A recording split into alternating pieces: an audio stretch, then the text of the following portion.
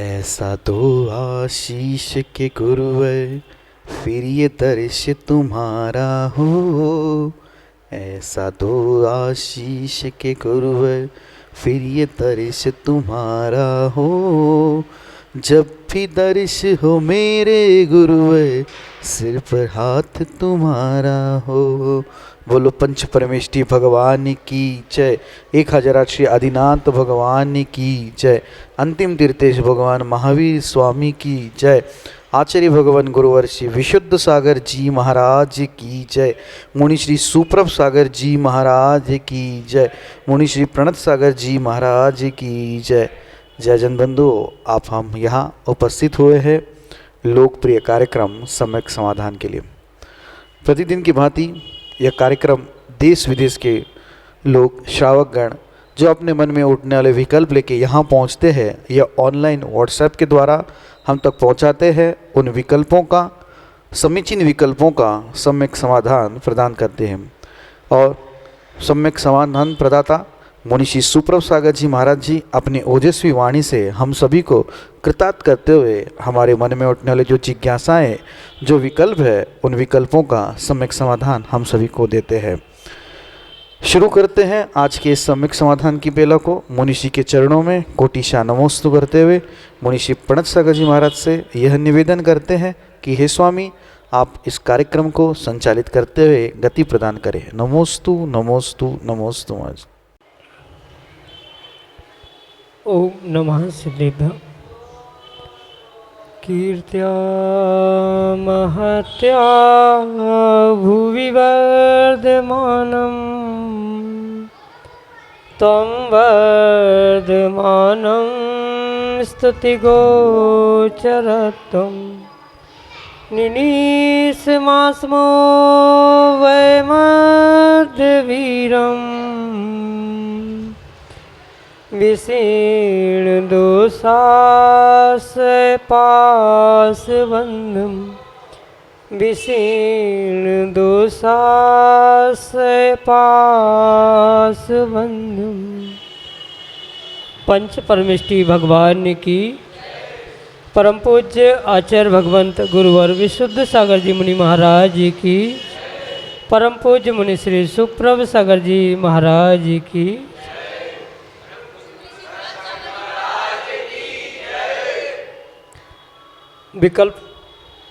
विकल्प तो विकल्प ही होते हैं और विकल्प अनंत संसार को बढ़ाने वाले होते हैं, क्योंकि संसारी जीवों के मन में प्रतिपल विकल्प उठते ही रहते हैं। लेकिन यदि उन विकल्पों में समीचीनता है तो वही विकल्प जो अनंत संसार के कारण थे, वही विकल्प हमें अनंत सुख का साधन भी बन जाते हैं। आवश्यकता उन विकल्पों को समीचीनता प्रदान करने की है, और यदि उन समीचीन विकल्पों का सम्यक समाधान किसी निर्ग्रंथ गुरु से प्राप्त हो जाए तो निश्चित ही हमारा कल्याण का मार्ग प्रारंभ हो जाता है। ऐसे वह आत्मकल्याण की प्राप्ति का एकमात्र कार्यकारी उपाय समीचीन विकल्पों का सम्यक समाधान, जो कि हम सभी प्रतिदिन आगम के परिप्रेक्ष्य में परम पूज्य आचार्य भगवंत गुरुवर विशुद्ध सागर जी महाराज के मंगल सुभाषित से, उन्हीं के सुयोग से परम पूज्य मुनि श्री सुप्रभ सागर जी महाराज के मुखारविंद से प्राप्त कर रहे हैं। प्रारंभ करते हैं आज का सम्यक समाधान। और आज के पहले विकल्प के लिए नासिक महाराष्ट्र से विद्या जैन परम पूज्य मुनि श्री के श्री चरणों में बारंबार नमोस्तु निवेदित करते हुए अपना समीचीन विकल्प रख रहे हैं कि महाराज जी, मैं अवृत्ति हूँ, ब्रह्मचर्य से रहती हूँ, क्या मैं YouTube से भगवती आराधना, षटखंडागम आदि ग्रंथों को सुन सकती हूँ? क्या समोसरण में आवृत्ति को प्रत्याख्यान पूर्व, विद्यानुपूर्व आदि सुनाई देते हैं? हमारे समीचीन विकल्प का सम्यक समाधान करने की अनुकंपा करें। नमोस्तु महाराज जी, नमोस्तु। ओम नमः सिद्धम। परम पूज्य आचार्य भगवान गुरुवर विशुद्ध सागर जी महाराज की जय।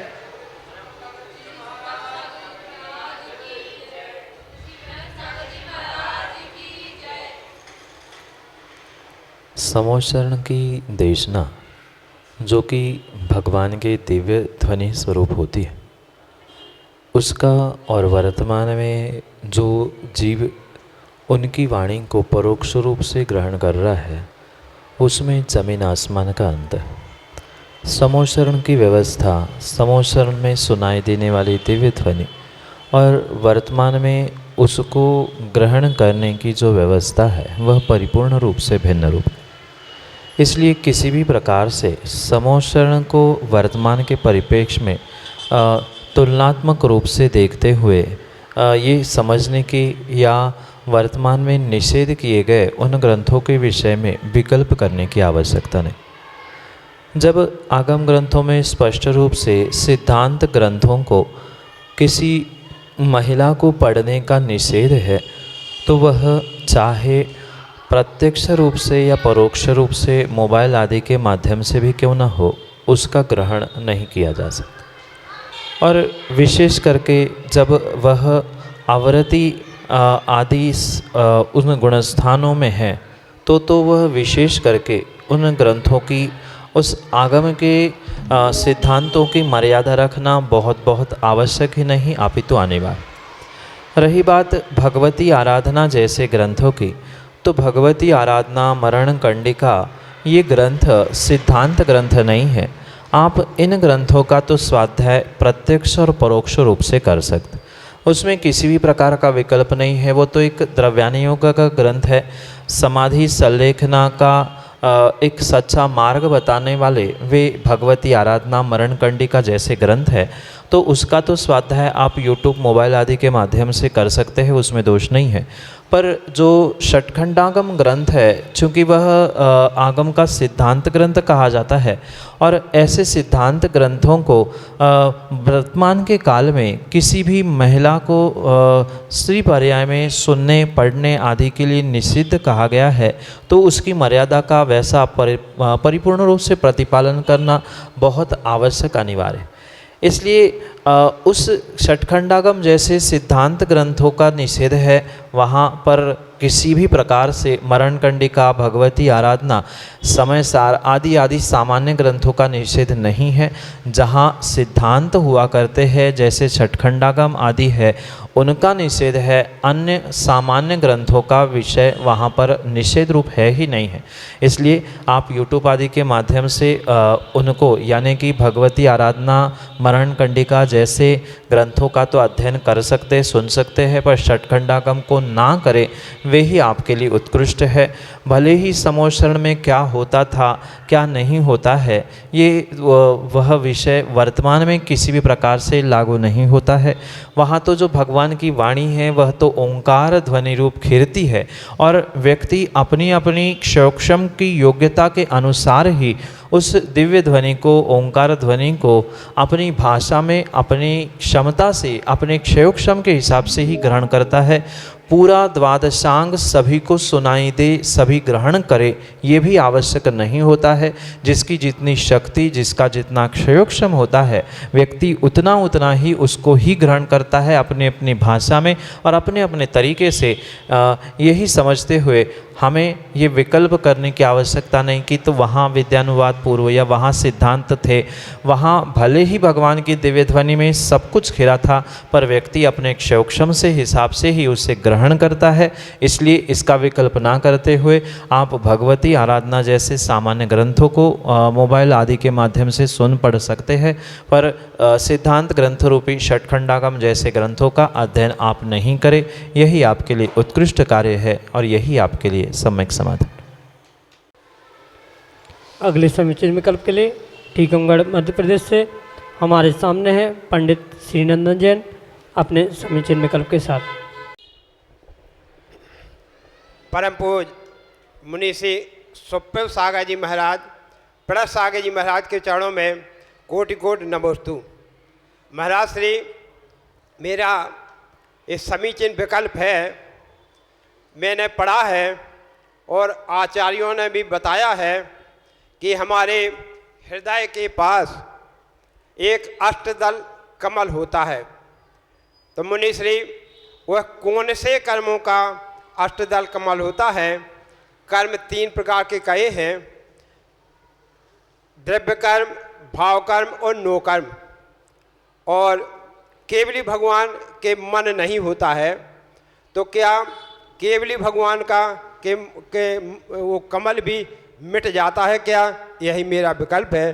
कृपया करुणा कर समाधान देने की कृपा करें। पंडित जी, मन के दो भेद आचार्य भगवंतों ने बताए। जैसे इंद्रियों के दो भेद है, वैसे ही अनिंद्रिय मन के भी दो भेद है। जैसे इंद्रियां द्रव्येंद्रिय और भावेंद्रिय की अपेक्षा से दो प्रकार की, बिल्कुल मन भी द्रव्य मन और भाव मन की अपेक्षा से भिन्न भिन्न। स्वाभाविक सी बात है, जो आत्मा का क्षयोक्षम उस स्थान पे यानी हृदय के पास है वह भाव मन है। जैसे सामान्य रूप से इंद्रियों के भी विषय में आपने पढ़ा और सुना है कि लब्धुपयोगो भावेंद्रियम, ऐसे ही लब्धि और उपयोग जो हृदय के स्थान के पास अष्टदल कमल रूप जो द्रव्य मन है उसके स्थान पर होता है वह भाव।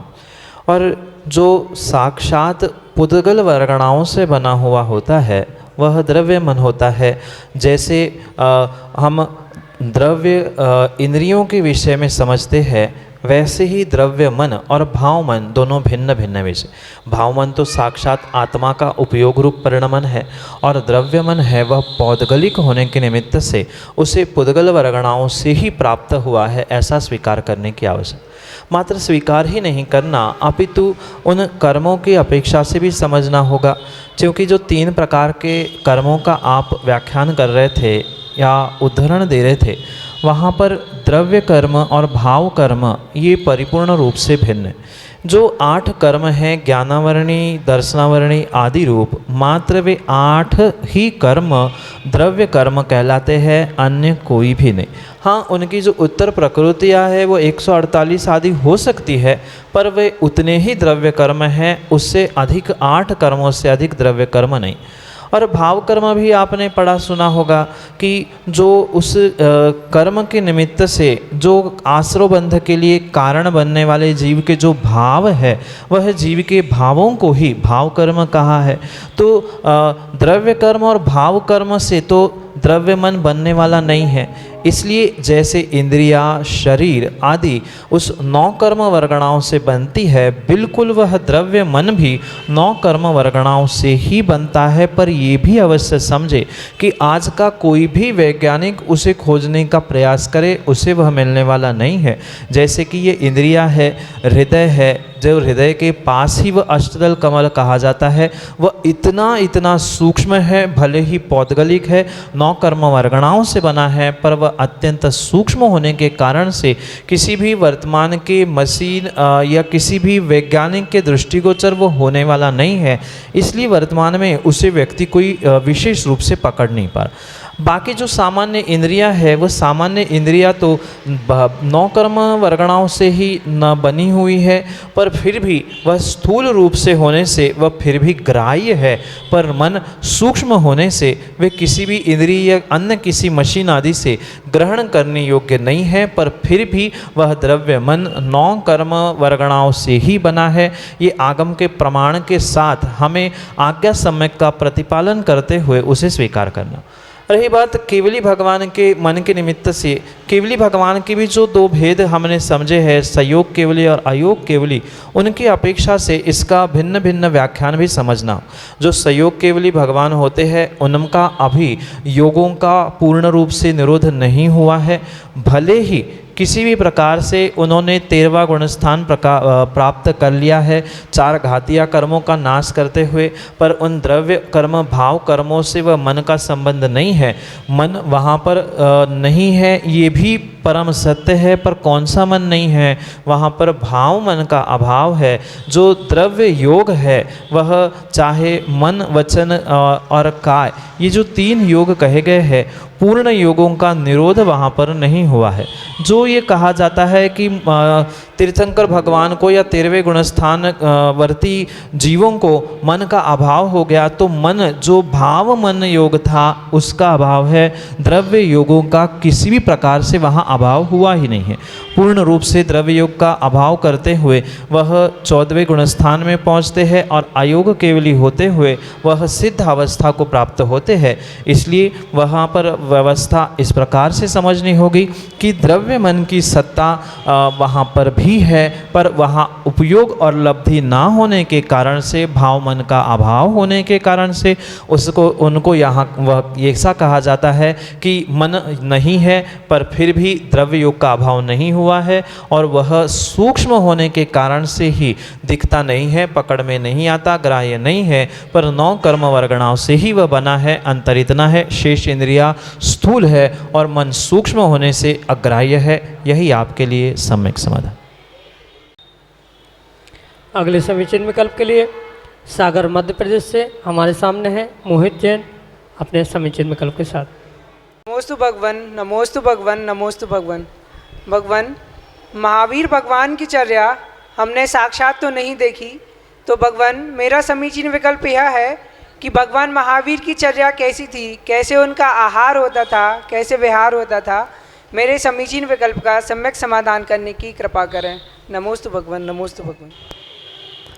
भले ही आपने वर्तमान में वर्धमान शासन नायक वर्धमान स्वामी, महावीर स्वामी और उनकी चर्या आदि को नहीं देखा, पर मैं ये कहना चाहता हूँ कि वर्तमान के कुछ ऐसे महान आचार्य भगवंत हैं जिनकी चर्या, जिनकी चर्चा ही आपके लिए उन भगवान तीर्थंकर महावीर स्वामी की चर्या का स्मरण कराने के लिए एक उपलक्षण मात्र दृश्य हो सकता, क्योंकि ज़रूरी नहीं है कि प्रत्येक वस्तु प्रत्यक्ष रूप से देखने से ही उसका निर्णय किया जाए।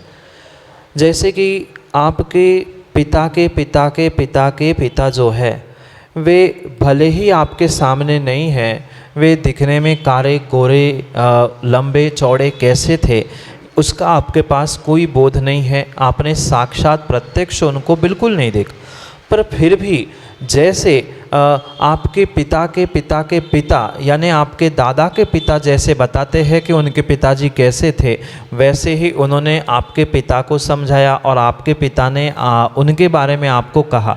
ये जो ऐसी बात पिता के पिता के पिता के पिता के बारे में सुनते सुनते सुनते अनुमान से जानी जाती है, बिल्कुल ऐसा ही तीर्थंकर वर्धमान स्वामी की चर्चा चर्या इसके विषय में भी हमें समझने की आवश्यकता।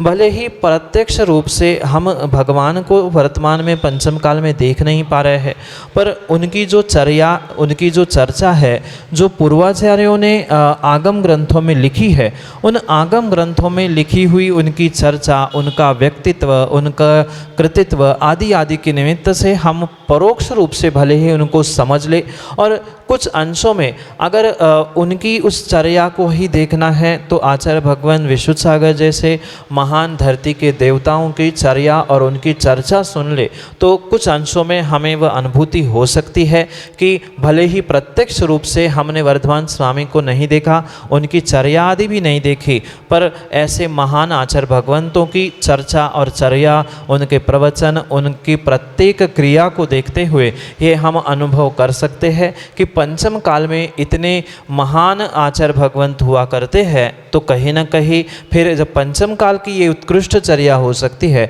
तो अनुमान लगाते हुए जाना जा सकता है कि वे चौथे काल के वर्तमान शासक नायक महावीर भगवान की चर्या कितनी उत्कृष्ट होगी। क्योंकि भले ही प्रत्यक्ष रूप से हम घर के बुजुर्गों को नहीं देख पाए, पर परोक्ष रूप से माता पिता के द्वारा उनकी अनुभूति, उन्होंने जिनसे मिला है, उन्होंने क्या क्या प्राप्त किया, उसका जैसे परोक्ष रूप से निर्णय किया जाता है, बिल्कुल ऐसा ही हम भगवान वर्धमान स्वामी के उस चर्चा और चर्या के बारे में परोक्ष रूप से जानते हुए उनका निर्णय करने की पूरी अनुभूति करने की हम प्रयास कर सकते हैं, और उसके द्वारा ही हम उनकी चर्चा और चर्या को प्राप्त कर सकते हैं। यही आपके लिए सम्यक समाधान।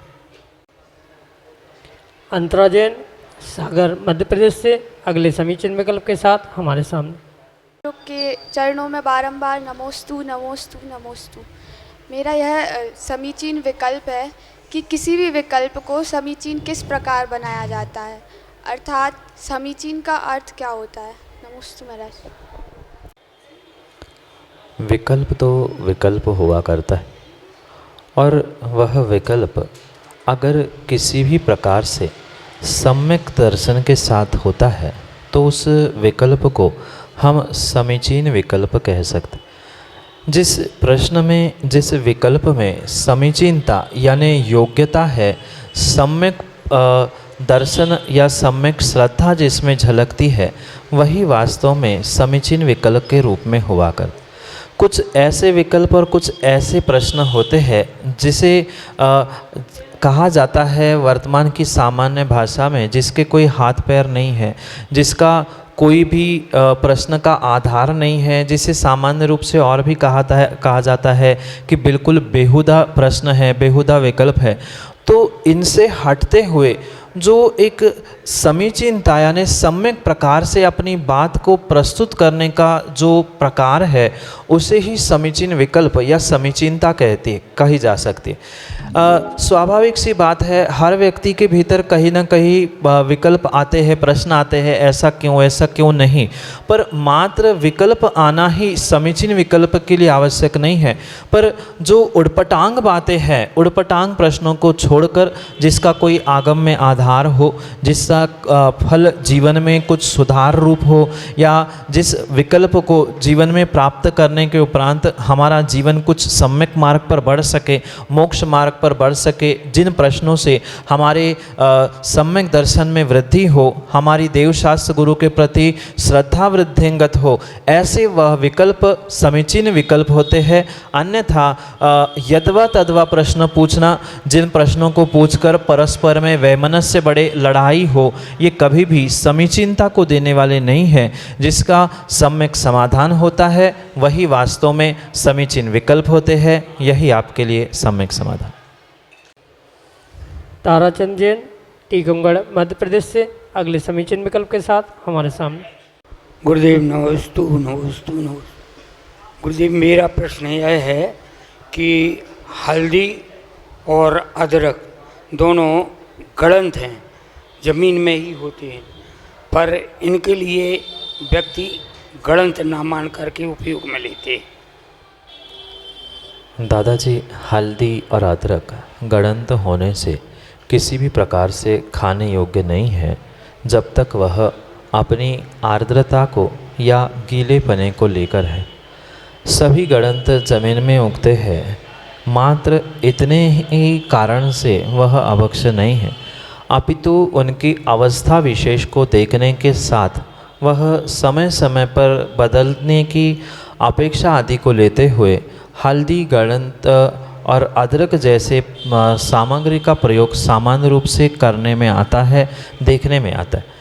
इसलिए आगम के परिप्रेक्ष्य में ये बात अवश्य समझे कि ये जो हल्दी और अदरक है, ये दोनों के दोनों भी मात्र काष्ठ वनस्पति होने के निमित्त से भले ही वे गड़ंत है, सूखने के उपरांत उन्हें अभक्ष कहा जाता। मात्र गड़ंत होने से अभक्ष नहीं होता। अभक्ष की और भी व्यवस्था आगम ग्रंथों में लिखी है, जो कुछ अवस्था विशेष तक ही अभक्ष होते हैं।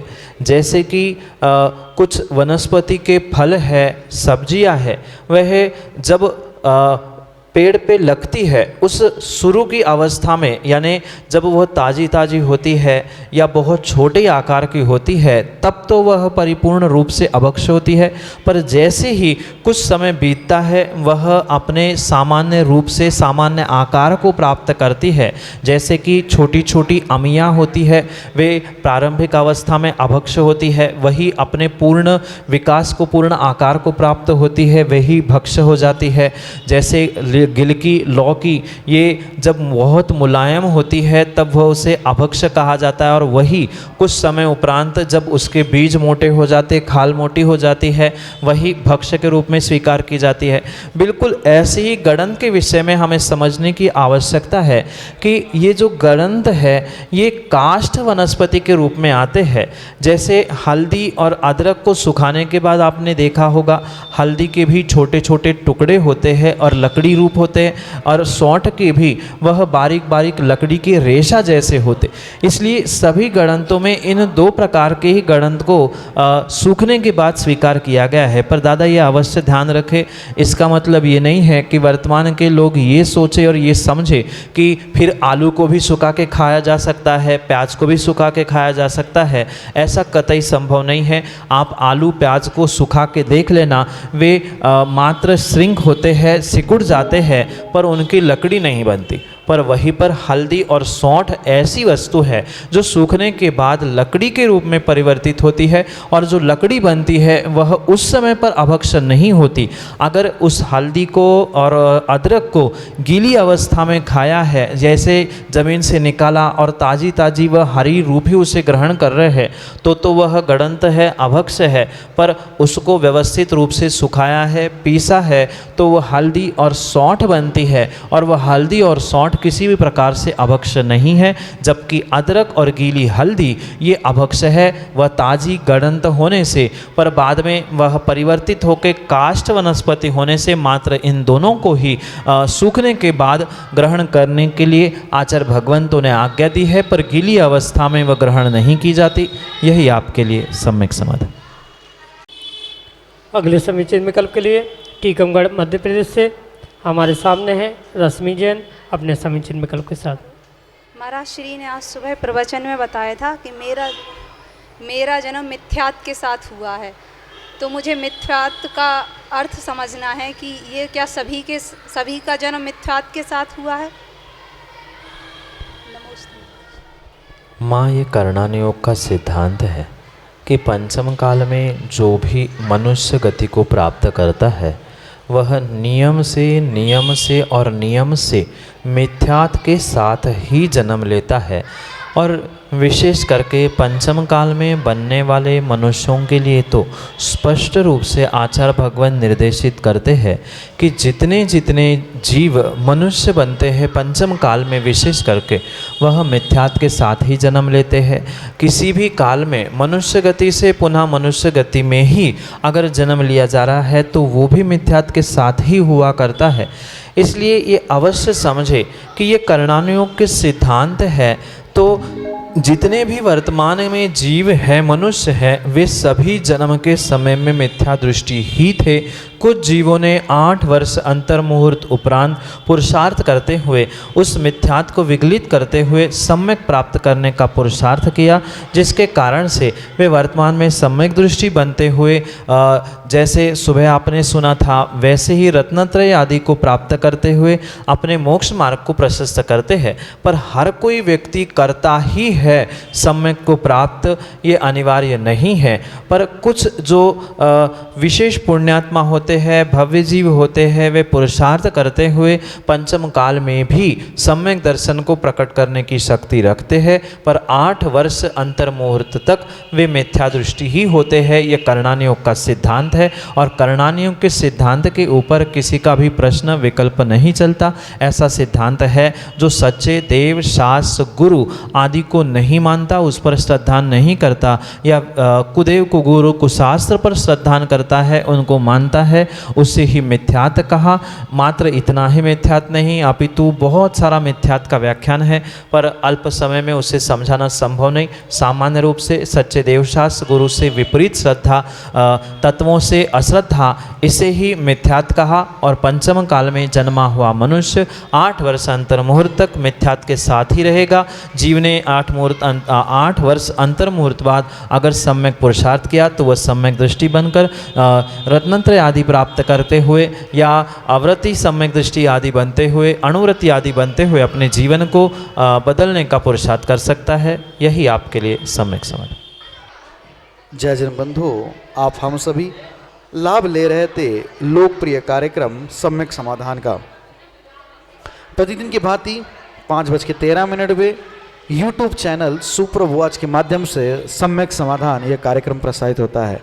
आप सभी लोग इस कार्यक्रम से लाभान्वित हो रहे हैं, एवं जो लोग इस कार्यक्रम के माध्यम से अपने विकल्पों का सम्यक समाधान प्राप्त करना चाहते हो, वह हमारे व्हाट्सएप का नंबर 8707548811 यह हमारा व्हाट्सएप का नंबर है।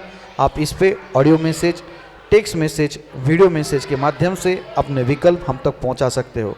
या कोई टाइप करना नहीं जानता है व्हाट्सएप पे, तो एक कागज़ पेन पे अपना नाम एवं अपना विकल्प लिख के उसका फ़ोटो खींच के आप हमें व्हाट्सएप 8707548811 इस नंबर पर कर सकते हैं। samyak.samadhan@gmail.com ये हमारी ईमेल की आईडी है। आप इस ईमेल की आईडी पे भी अपने विकल्प भेज सकते हैं एवं उनका समीचीन विकल्पों का सम्यक समाधान इस कार्यक्रम के दौरान समाधान प्राप्त कर सकते हैं ठीक 5:13 पे। आप खुद भी इस कार्यक्रम का लाभ लें और अन्य लोगों को भी इस कार्यक्रम से जोड़ें ताकि उनके मन में उठने वाले जो विकल्प है, कलवश है, वो भी दूर हो सके और वह सम्यक समाधान प्राप्त कर सके। प्रतिदिन की भांति शाम को 7:40 पे जिनवानी टीवी के माध्यम से मुनिषी के प्रवचन प्रसारित होते हैं एवं उस प्रवचन का अद्भुत विषय, आज तक ऐसा ग्रंथ जो उजागर नहीं हुआ था, मुनिषी ने अपने ओजस्वी वाणी में उस ग्रंथ पे व्याख्या करते हुए विगत चातुर्मास में इस कार्यक्रम पे प्रवचन किए थे। और उस ग्रंथ का नाम है, इस अद्भुत ग्रंथ का नाम शिवकोटि समाज रचित इस ग्रंथ पे मुनिषी के प्रवचन के अंश शाम को 7:40 पे जिनवानी टीवी के माध्यम से हो सकते हैं। आप घर बैठे इस ग्रंथ का स्वाध्याय करते हुए मुनिषी के प्रवचन के लाभ ले सकते हैं। प्रतिदिन 2:20 पे ठीक दोपहर को 2:20 पे आदिनाथ टीवी चैनल के माध्यम से मुनिषी के प्रवचन प्रसारित होते हैं। आदिनाथ टीवी चैनल एक नया टीवी चैनल आया है, उस चैनल के माध्यम से भी मुनिषी के प्रवचन प्रतिदिन ठीक 2:20 पे प्रसारित होते हैं। आप सभी लोग घर बैठे मुनिषी के प्रवचन का लाभ ले सकते हैं। आज के लिए इतना ही। अन्य ऐसे ही नावीन्यपूर्ण कार्यक्रम को लेकर आप तक जरूर पहुंचते रहेंगे। तब तक आपके सभी को जय जिनेन्द्र मुनिषी के चरणों में कोटिशा नमोस्तु नमोस्तु नमोस्तु।